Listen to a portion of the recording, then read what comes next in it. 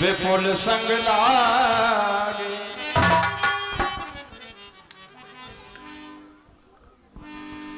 कुमार लक्ष्मण प्रियजन की चित्रकूट पर वास करते करते 12 वर्ष व्यतीत हो चुके हैं। चलो अब हम यहां बहुत से मानवों का आना जाना प्रारंभ हो गया है। यह चित्रकूट अब स्थान नहीं, एक नगर के रूप में परिवर्तित हो चुका है। और जब यह नगर बन चुका है तो नगर में हमें रहना नहीं। चलो अब हम आगे की ओर चलते हैं, ऋषि मुनियों के दर्शन करें। आओ चलो आगे चलते हैं। अस्त समूह देख रघुराया, पूछी मुन ने लाग अतिराया। महात्मन, ये मैं क्या दर्शन कर रहा हूं? मैंने अपने जीवन काल में बहुत सारे पहाड़ देखे, मिट्टी के पहाड़ देखे, पाषाण के पहाड़ देखे, स्वर्ण के पहाड़ देखे, पर मैं अपने जीवन काल में प्रथम बार ये हड्डियों का पहाड़ देख रहा हूं। इस वन की ओर जब मैं चला तो इस मन में कुछ और अरमान थे। एक तरफ जंगल ही जंगल, एक तरफ शमशान थे।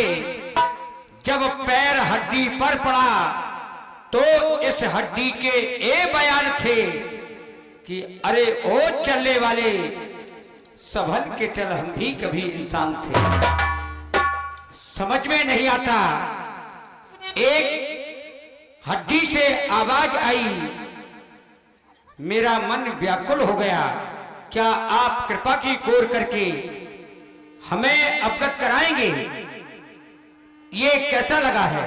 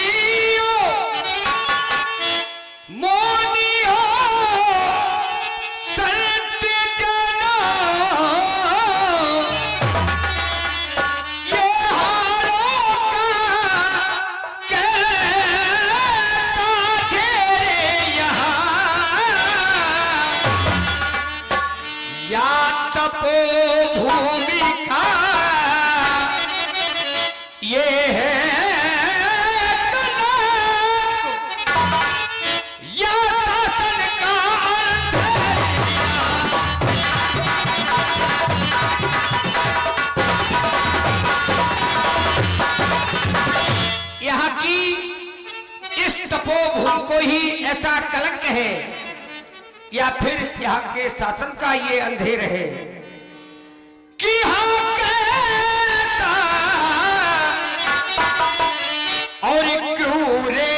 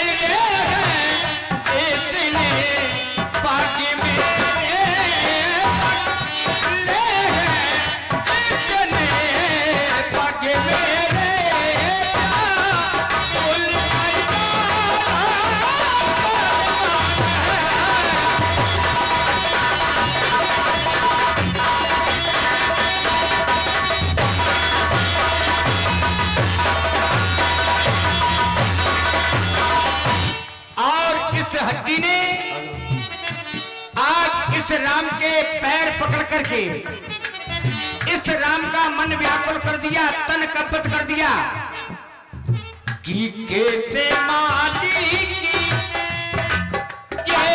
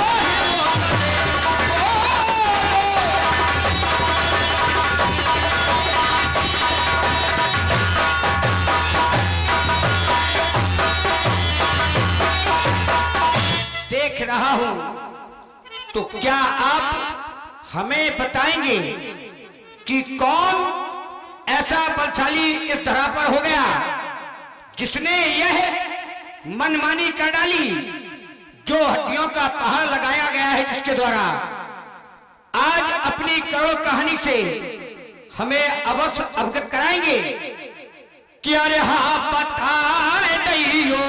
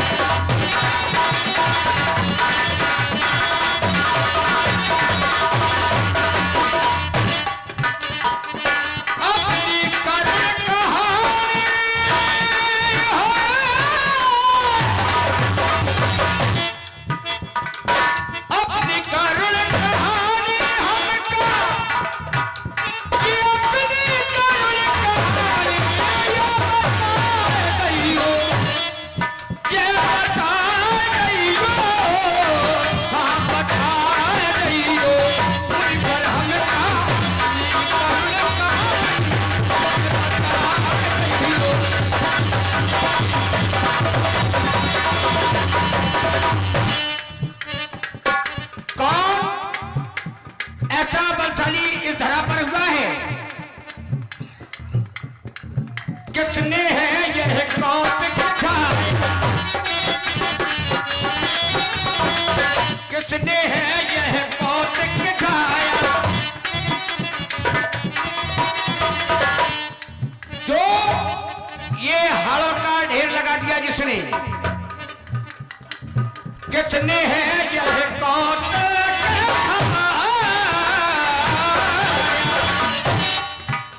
और हाड़ों का यह ढेर लगाया,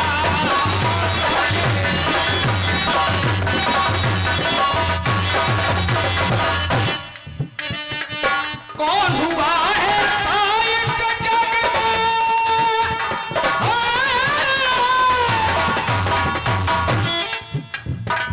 कौन हुआ है तायक जग में, जिसने की मनमानी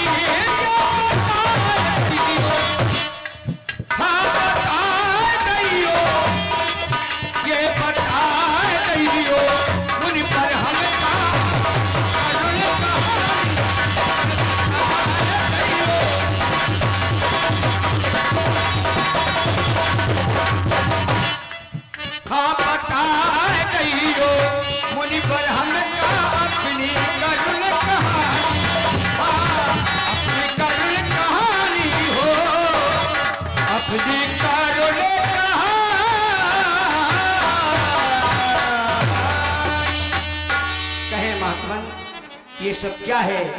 यहाँ के ये शासन का ही ऐसा अंधेर है या इस तपोभूमि को ही ऐसा कलंक है? ये सब क्या है? मैं क्या दर्शन कर रहा हूँ? आदरणीय प्रभु,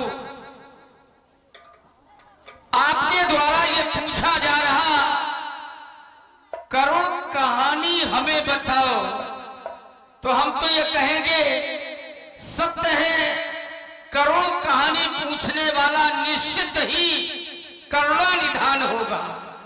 आज तक हम संत समुदाय से कोई पूछने नहीं आया, जो भी आया केवल यातनाएं देने आया, यातनाएं दी और भाग गए। लेकिन आज आपके द्वारा पूछा जा रहा है तो हमारा दायित्व बनता है कि बता देना चाहिए। हे प्रभु, आतापी बातापी नाम के दो राक्षस रहते थे। दोनों राक्षस बड़े मायावी थे। आतापी नाम का राक्षस संत महात्माओं के आश्रम में पहुंचकर निमंत्रण दे आता था, और एक भाई और था जिसका नाम बातापी था।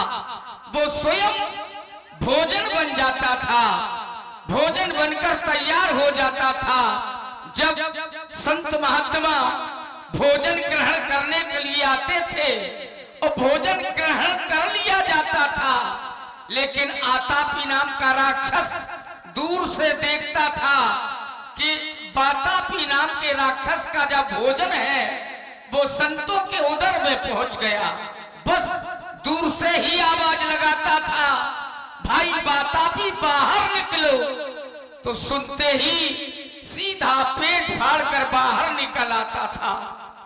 जब पेट फाड़कर बाहर निकलेगा तो भला संत कहां तक जीवित रहेंगे। इस प्रकार ये हड्डियों का ढेर लगाया।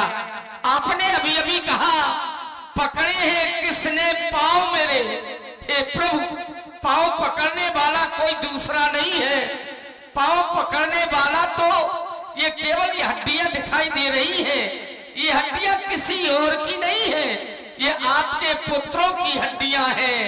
राम सो संतन के पिता, संत राम के पूत, संत न होते जगत में तो रहते राम निपूत। तो ये संतों की हड्डियां हैं, लेकिन हम तो शेष संत आपके सानिध्य में खड़े हैं, तो हम संतों ने युक्ति अपनाई है, एक सिद्धांत अपनाया है, राम राम कहते रहो जब लग घट में प्राण, कबहू दीन दयाल के भनक पड़ेगी कान।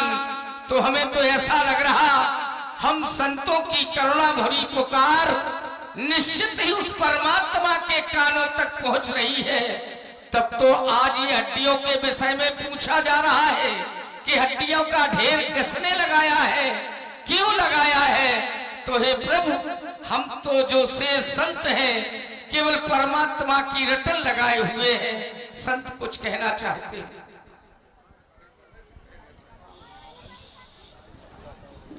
हे नाथ, हम संतों को बिना राजा की प्रजा जान करके असुरों ने न जाने कितना त्रास दिया है। तपोभूमि का कलंक नहीं, मात्र शासन का अंधेर वर्तमान में चल रहा है। हमको बेनब की प्रजा जान असुरों ने बहुत सताया है। कितने ही ऋषियों मुनियों को उन नर भक्षों ने खाया है। जो भोजन बने राक्षसों के, उनकी हड्डियां पड़ी हैं, ये पत्ते तो सिर्फ चबा गए, उनकी टहनियां पड़ी हैं। ये चुपचाप रहे हम जन, कैसे उनसे बदला लेवे। पर कोई ना ऐसा वीर मिला जो अगला पिछला ब्यौरा देवे। आज तक हम संतों की विपत्ति को पूछने वाला कोई नहीं, किसी भी प्रकार से किसी ने चर्चा नहीं की। और आज आपने चर्चा भी की तो आपने कहा ये तपोभूमि का है कलंक या शासन का अंधेर है। क्या आप जानते नहीं संसार में जो अनैतिक अत्याचार हो रहे हैं, इसके विषय में आपको क्या बताना है।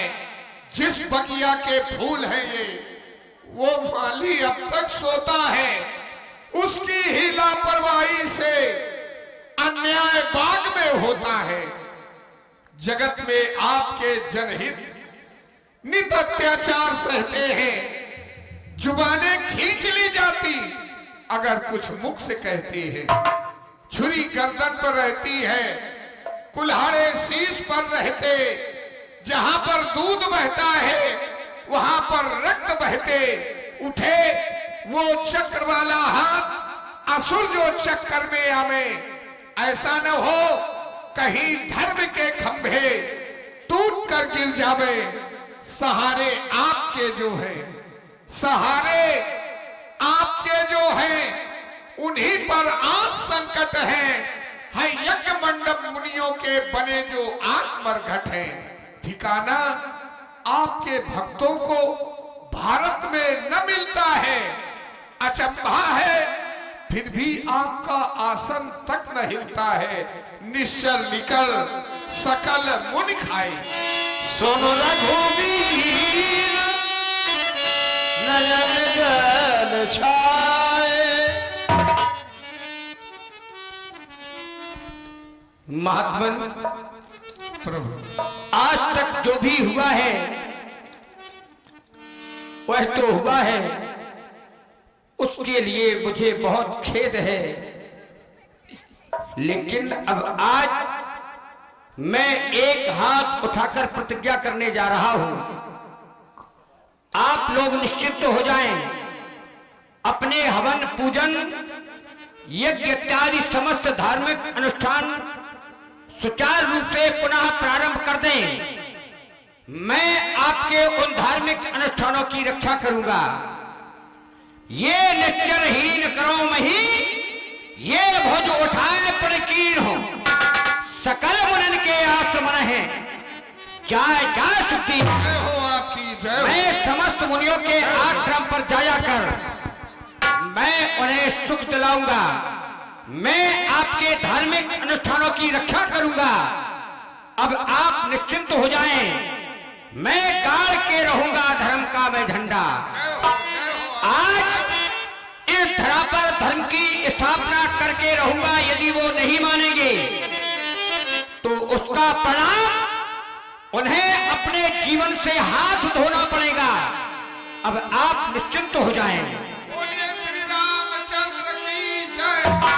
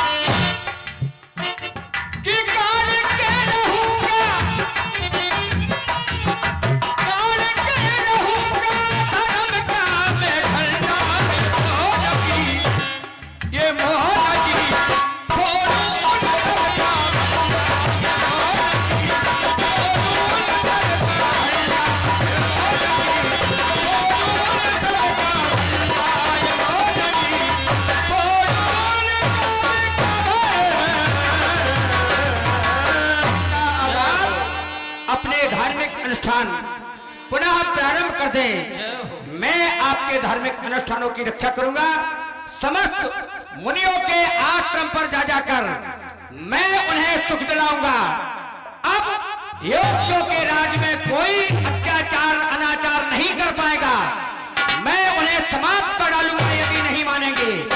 अब आप निश्चिंत हो जाएं। बोलिए अयोध्या नाथ की जय हो।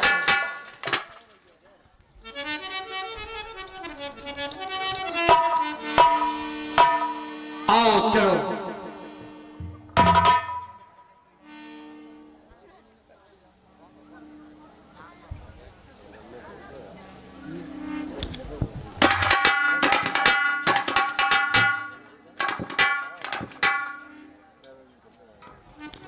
हेलो, जब आप जो आओ चलो। लीला का अवलोकन कर रहे हैं, इस पर कुछ दान प्रदान हुआ, क्योंकि विभिन्न व्यक्तित्व है और विभिन्न विचार है, विभिन्न प्रकार की श्रद्धा है, ये सब कुछ यहाँ विद्यमान है।